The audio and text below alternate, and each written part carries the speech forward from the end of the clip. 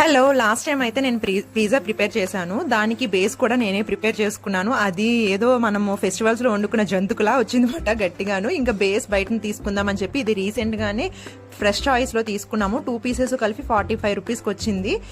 Next దాని మీద ఇంకా పిజ్జా సాస్, వెజిటేబుల్స్ అన్ని ఆలివ్స్ వేసుకుంటే చాలా బాగుంటాయి. అవి విజేతలో సేల్ చేస్తారు, ఇంకా తెచ్చుకోవాలి అవి కూడాను. నెక్స్ట్ చీజ్ కంపల్సరీ ఉండాలి.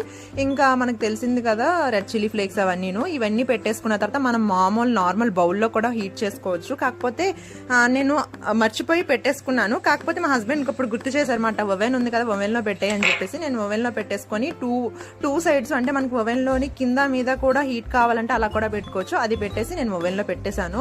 ఆ ఓవెన్ లో అది ఫ్రై అవుతూ నాకు వచ్చిన ఫ్రాగ్రెన్స్ ఎలా ఉందంటే ఒక పిజ్జా హట్ లేకపోతే డామినోస్ లో వచ్చినంత మంచి ఫ్రాగ్రెన్స్ అయితే వచ్చింది. టేస్ట్ అయితే చాలా బాగుంది. మా హస్బెండ్ మేము అందరం ఎంజాయ్ చేసుకుంటూ పిజ్జా అయితే ఎంజాయ్ చేసాము. ఇంకా పిజ్జా కోసం అని చెప్పి అక్కడికి వెళ్ళక్కర్లేదులే అనిపించింది మాట. టేస్ట్